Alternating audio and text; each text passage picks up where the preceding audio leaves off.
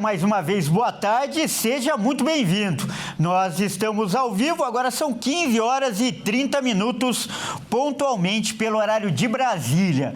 Eu sou o Kleber Werneck e a partir de agora você confere comigo as principais notícias nesta edição da tarde do Redação Hit. E olha, a brasileira Daniela Maris, que está presa no Camboja por posse de drogas, a gente deu essa notícia com destaque essa semana, ela já foi julgada, mas o resultado só será anunciado em novembro.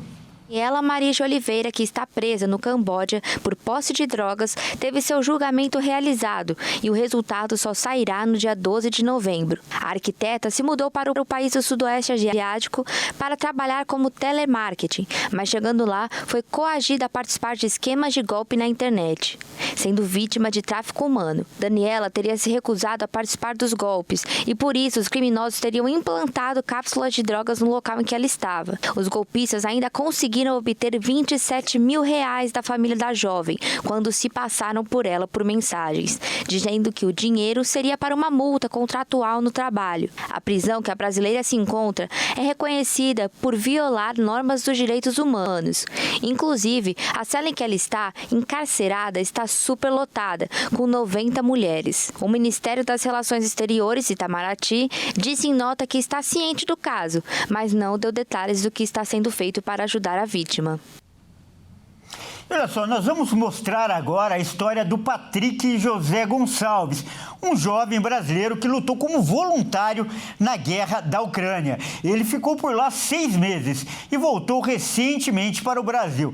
O reencontro, aliás, com a mãe foi marcado por muita emoção. Enquanto milhões de russos e ucranianos fogem das áreas que estão em guerra, no leste europeu, um brasileiro fez o caminho inverso. Patrick José Gonçalves, um mineiro da cidade de Santa Rita do Sapucaí, deixou sua família no Brasil e foi para a Ucrânia servir na guerra como voluntário. Durante 6 meses, Patrick viveu o maior desafio de sua vida e viu diante de seus olhos a dura realidade do que milhões de pessoas provam durante todos esses anos de guerra. O brasileiro, que já teve passagem pelo Exército Brasileiro e pela Legião Estrangeira Francesa, sabia bem o que lhe esperava do outro lado do continente. E com muitos registros dessa experiência desafiadora, o jovem retornou ao Brasil trazendo na bagagem muitas histórias. Algumas muito positivas e outras nem um pouco felizes.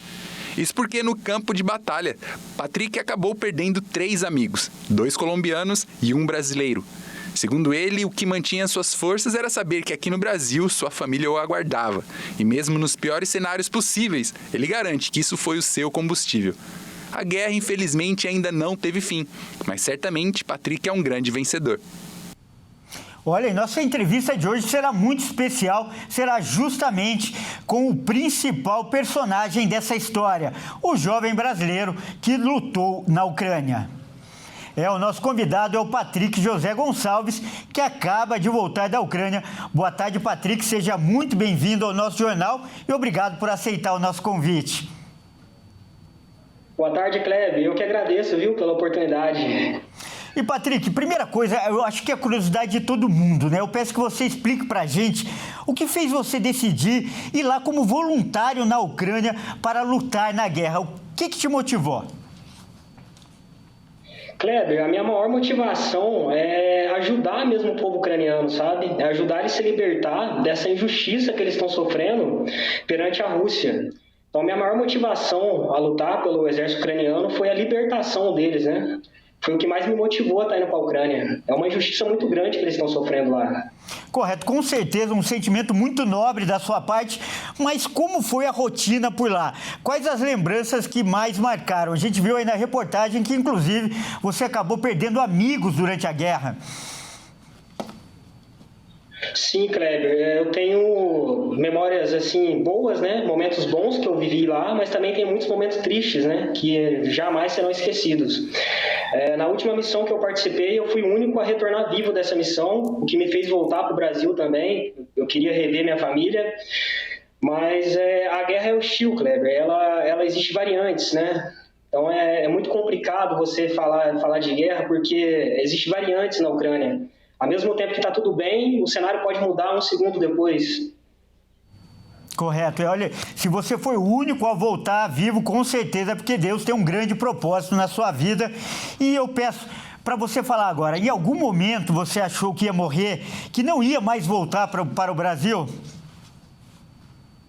Sim, Kleber, a gente teve um ataque sofrido pela Ucrânia na nossa posição, foi um ataque feito por mísseis e nesse dia eu achei que não ia retornar para o Brasil. Foi um ataque que durou em torno de 8 minutos, mas parecia uma eternidade. Eles sabiam a nossa posição, estavam tentando acertar a gente, mas pela graça do Senhor Jesus Cristo a gente não foi alvejado, mas nesse dia eu achei que iria morrer, eu achei que não retornaria para o Brasil. E quando e por que você decidiu voltar ao Brasil? Qual foi o momento? Kleber, o momento decisivo para mim voltar para o Brasil foi justamente por causa da minha última missão, no qual eu fui o único a retornar vivo dessa missão. Então eu decidi vir para o Brasil, eu queria tentar esquecer um pouco do que eu passei lá, mas já adiantando a você que a todos, eu pretendo retornar à Ucrânia, tá? Mas era um momento que eu precisava estar com a minha família, eu precisava ver a minha mãe, ver o meu pai, ver minhas irmãs, porque foi muito difícil a minha última missão, foi muito, muito difícil mesmo para mim. E por falar em reencontro, como foi o reencontro com a sua mãe? Eu sei que as imagens viralizaram na internet. Foi maravilhoso, né? Foi uma surpresa para ela quando eu cheguei aqui no Brasil. Eu decidi de última hora vir para o Brasil e deixar a Ucrânia. Eu pretendia ficar lá, mas depois da oportunidade que Deus me deu, não tinha como eu não retornar para o Brasil. Então foi maravilhoso. A minha mãe ficou surpresa, que ela não sabia que eu estava no Brasil. Então foi maravilhoso para toda a família, inclusive para mim também, estar ao lado dela aqui hoje. E a gente acompanha aqui no noticiário, as negociações, inclusive com o Donald Trump, o presidente dos Estados Unidos, participando e tentando aí um acordo de paz. Você que já esteve lá, já viu de perto, você acredita que essa guerra pode ter um fim pacífico, um acordo de paz em curto prazo? Kleber, eu acredito que ela pode ter um fim, né? Toda a guerra que começa, ela tem um início e tem um fim, mas eu acredito que não vai ser agora e nem no próximo ano. Eu acredito que essa guerra vai estender por alguns anos ainda. Inclusive por parte do Zelensky e do Putin. Eu acredito que Trump está tentando fazer um excelente trabalho para cessar essa guerra, mas não envolve só ele, né? Se trata do presidente Zelensky e do Putin também a aceitar essas negociações. Mas essa guerra vai estender, sim, por alguns anos ainda, eu acredito. Correto. E a pergunta mais difícil agora para finalizar. Você disse que quer voltar. E por que você quer voltar? Você não tem medo de morrer nessa guerra? Kleber, eu sou um ser humano, todos nós somos passivos ao medo, mas a gente usa o nosso medo, né? Eu fui treinado para usar o meu medo ao favor meu, né? A me favorecer em algumas circunstâncias. E eu sinto que eu tenho muito a oferecer para o povo ucraniano, eu sinto que eu tenho muito a ajudar o povo ucraniano ainda. Então eu pretendo voltar e ficar mais 6 meses lá e depois dar um stop mesmo, sabe? Aproveitar a minha vida. Mas eu sinto que eu tenho muito a oferecer para o povo ucraniano ainda. Tá certo, então, nós acabamos de conversar com o Patrick José Gonçalves, o brasileiro, que lutou e pretende voltar como voluntário na Ucrânia. Patrick, é um grande prazer conhecê-lo, conversar com você e que Deus abençoe aí o seu caminho. Obrigado, Kleber. Prazer é todo meu. Grande abraço. Bom, vamos mudar de assunto agora para fazer o nosso giro pelo país e saber o que é notícia nesta sexta-feira. E olha só, nós vamos voltar agora a falar sobre a história do Leandro de Souza. Se você não lembra dele, é aquele morador do Rio Grande do Sul que era o homem mais tatuado do Brasil. Mas depois disso ele se converteu e decidiu tirar todos os desenhos do corpo. E agora ele está preparado, preparando para realizar a 6ª sessão de laser justamente para remoção. Vamos ver então como ele está hoje com o Guilherme Souza. O tratamento é feito em uma clínica especializada em remoções localizada em São Paulo e usa 3 diferentes lasers. Um deles age sobre os pigmentos escuros, como o preto. O outro atua nas cores mais vivas. E o terceiro, o laser de CO2 fracionado, ajuda na regeneração da pele, evitando bolhas e acelerando a cicatrização.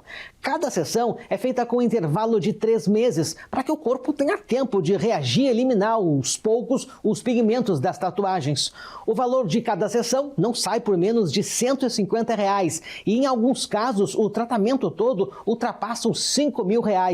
No caso do Leandro, o custo é zero. É que a equipe se sensibilizou com a história dele e decidiu realizar as remoções de graça.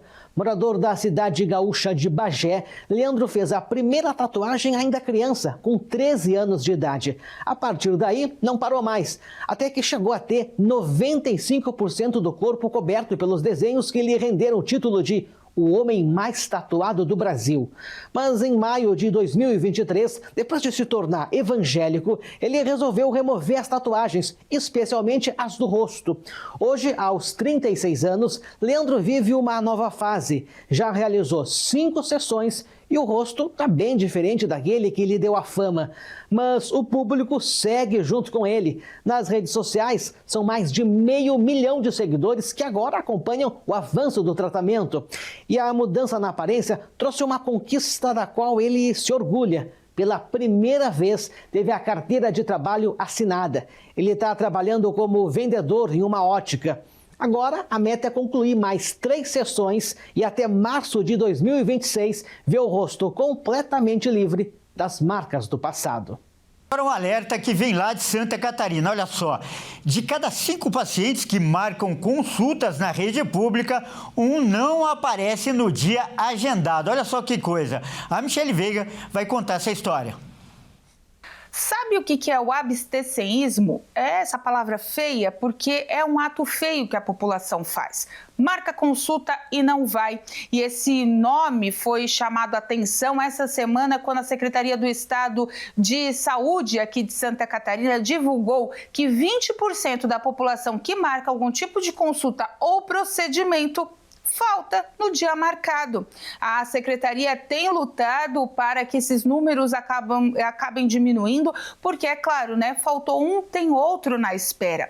As pessoas têm os meios de comunicação, até muitos relatam, né, porque é pela demora da fila, mas não é não. Porque quando essas consultas são marcadas ou os procedimentos agendados, a própria Secretaria do Estado de Saúde acaba ligando antes, ou alguns dias antes, para confirmar se esse paciente vai ou não a consulta ou então realizar o procedimento, seja de exame ou cirúrgico. A Secretaria luta com esse processo, pois já é um total de 20% do que é marcado acontece a falta. Também as informações mostram, né, que os pacientes deixam de comparecer ou porque já marcaram novamente a consulta com outros profissionais ou desistiram ou simplesmente no dia esqueceram. Dermatologia, urologia e neonatologia de risco, ou seja, mulheres em situação de gravidez de risco, são as que mais cometem faltas dentro do sistema de saúde aqui do estado. Os municípios também lutam com essa questão das faltas. Alguns chegam a presenciar 90% de faltas durante períodos de campanhas e também tentam aí diminuir as suas filas. A gente já sabe, né? O sistema é lento, mas quando tem a oportunidade e não vai, não custa também avisar as secretarias para que outra pessoa seja colocada no lugar. São números alarmantes que não acontecem só em Santa Catarina, mas sim no país todo. É um problema de consciência coletiva que a gente tem que trazer a informação para que as pessoas entrem nesse sistema e acabem se conscientizando. Não dá para ir? Avisa o posto de saúde que eles colocam uma outra pessoa no lugar, é melhor para todo mundo.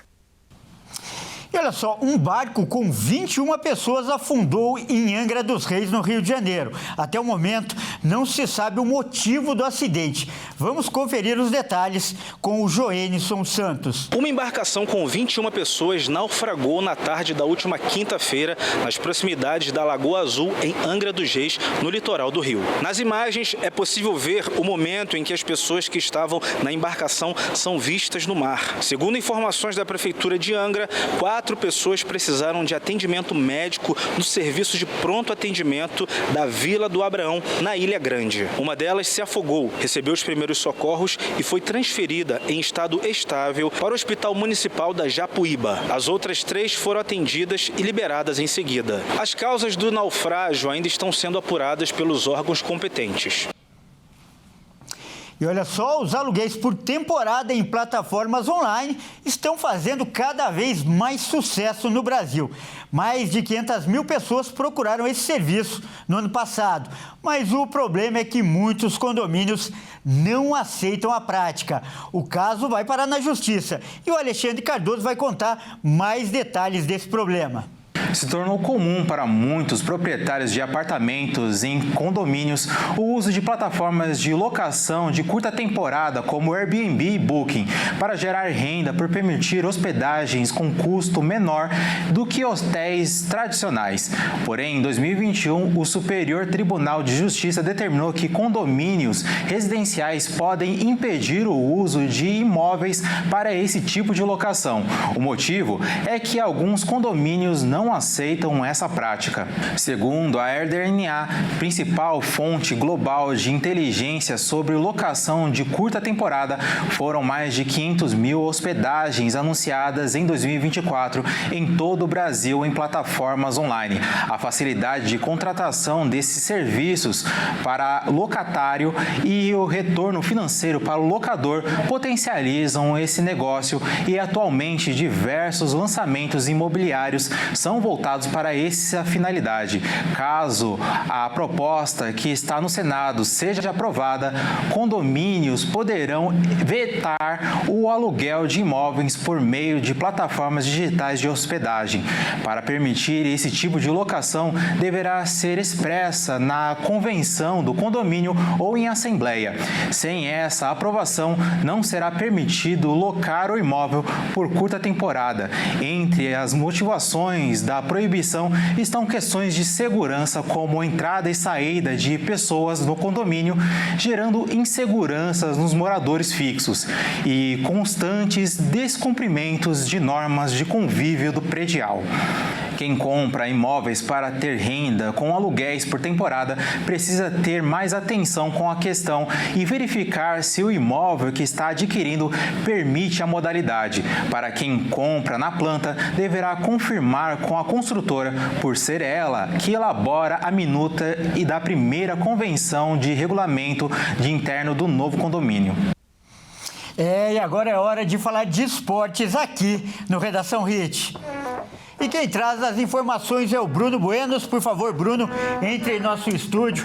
Bem-vindo, Bruno, boa tarde. Eu disse que ia te cobrar ontem, infelizmente você errou feio o resultado, assim como eu também errei, né, Bruno?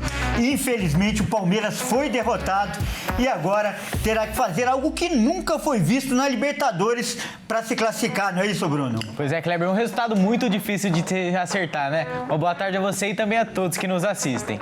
Para chegar na sua 7ª final de Libertadores, o Verdão terá que vencer por 3 gols de diferença no Allianz Parque, algo que nunca aconteceu na história da competição.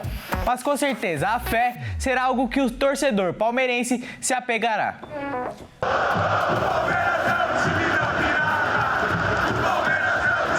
Este é o som que se ouvirá nas arquibancadas do Allianz Parque na próxima quinta-feira.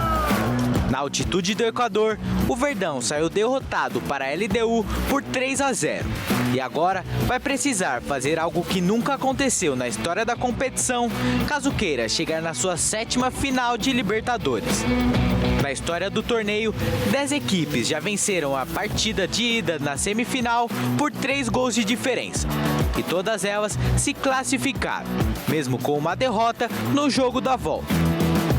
Este mesmo cenário que o próprio Palmeiras enfrentou quando venceu o River Plate na Argentina pela semifinal da Libertadores de 2020 e no jogo da volta no Allianz Parque foi derrotado por 2-0 e conseguiu a classificação que resultou no seu 2º título. Uma partida que ficará na memória de muitos palmeirenses. Na edição passada, o Atlético Mineiro conseguiu o mesmo resultado e venceu o River Plate na Arena MRV por 3-0 no jogo da ida. Na Argentina, empatou por 0-0 e se classificou para a final. Agora, na próxima semana, a equipe comandada por Abel Ferreira terá que fazer uma partida perfeita para continuar em busca do tetracampeonato. Olha, é muito difícil, mas não é impossível. E agora falando ainda sobre futebol brasileiro, porque saiu um levantamento muito interessante das camisas de times mais vendidas no ano passado. E o próprio Palmeiras aparece aí no top 10, né? Exatamente, Kleber. O Cruzeiro anunciou que bateu recordes com a sua última camisa lançada. Porém, os palmeirenses foram os que demonstraram fidelidade pelo Verdão e lideraram as vendas. Vamos conferir o ranking.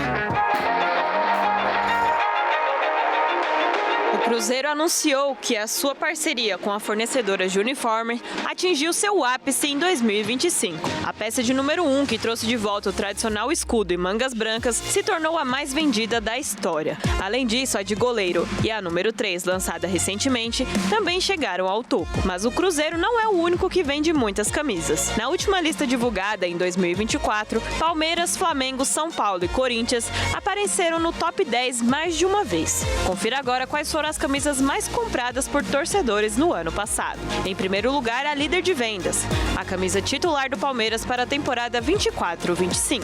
Em segundo lugar, uma que é sempre sucesso de vendas, a camisa titular do Flamengo da temporada 24-25. Em terceiro lugar, uma clássica, a camisa titular do tricolor paulista da temporada 24-25. Em quarto lugar, uma camisa 3, a do Vasco da Gama em um tom preto com detalhes dourados da temporada 23-24. Em quinto lugar, novamente o Palmeiras, com o segundo uniforme da temporada 23-24.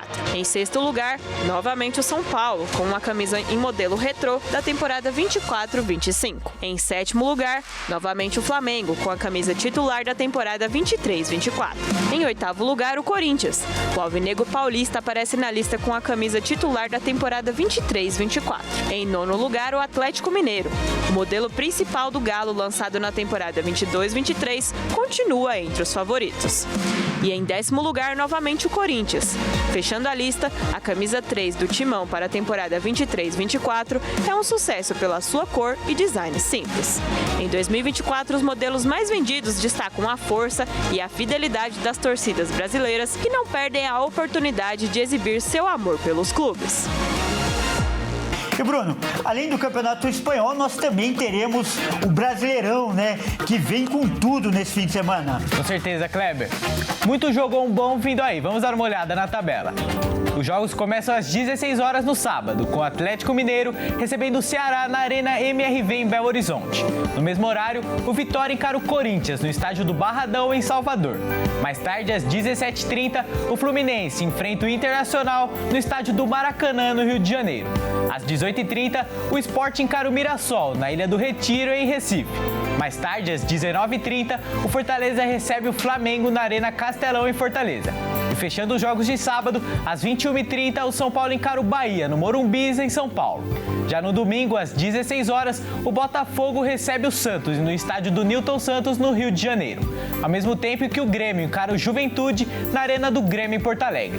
Mais tarde, às 18h30, o RB Bragantino recebe o Vasco no estádio Cícero de Souza Marques, em Bragança Paulista. E fechando a rodada, um confronto direto do G4. O Palmeiras encara o Cruzeiro no Allianz Parque, em São Paulo. Bom, o campeonato chegando ao fim aí, muitos jogos bons vindo também, né, Kleber? Muitos jogos bons de uma semana que foi movimentada. Começou no domingo, né, com o grande clássico entre Flamengo e Palmeiras, que foi lá no Rio. Depois os jogos pela Libertadores. E agora os dois favoritos, aliás, os dois únicos postulantes ao título vão jogar nesse fim de semana, que também pode ser decisivo. E eu queria que você fizesse uma análise no seguinte quesito, né? O Flamengo joga fora de casa, mas joga contra um time que está mal na tabela. O Palmeiras, por sua vez, joga dentro de casa, mas um time que está bem, que é o terceiro, que é o Cruzeiro, enquanto o Flamengo enfrenta o Fortaleza, que está na zona de rebaixamento. Então, nesse panorama todo aí, o que se projeta? Quem que está melhor? Quem está em condições melhores? Quem tem chance de ganhar mais algumas casas aí nessa corrida pelo título? Olha, uma análise ainda muito complicada. Falando um pouco da Libertadores, o Flamengo venceu o seu jogo de ida no Maracanã, já o Palmeiras foi derrotado por 3-0, vai ter que focar um pouco mais aí na Libertadores. Se quiser o tetracampeonato, o Flamengo, como você disse, vai encarar uma equipe que tá brigando por rebaixamento, enquanto o Palmeiras vai encarar o Cruzeiro, que ainda sonha com título, sabe que é muito difícil, vem embalado aí da última vitória contra o Fortaleza. É uma diferença de 5 pontos, tanto pro Palmeiras quanto pro Flamengo, mas que ainda tenta. O Palmeiras joga em casa, o Flamengo vai jogar fora de casa na Arena Castelão. Jogo muito difícil, a gente sabe, né, dos últimos retrospectos entre Flamengo e Fortaleza. Então acredito aí que o Flamengo possa ter uma pequena vantagem do Palmeiras nesta rodada aí. E aí, quem sabe, assumir a liderança de vez. Eu concordo com você, o panorama é favorável ao Flamengo, mas nunca pode se duvidar desse time do Abel Ferreira. É bom lembrar que depois de ser eliminado pelo Corinthians, ele deu a volta por cima, então tem que respeitar, não é mesmo, Bruno? Com certeza, é uma equipe que já vem demonstrando, né, uma soberania aí nos últimos anos. Tá certo, então, muito obrigado pelas informações, Bruno. Muito obrigado, Kleber, um ótimo final de semana a você e também a todos que nos assistem. Até mais. Até mais. Bom, é isso aí, essa edição fica por aqui. Eu agradeço demais a sua companhia. E você que não nos acompanha pela RIS TV, fique agora com a sua programação local. Ótima tarde e até mais.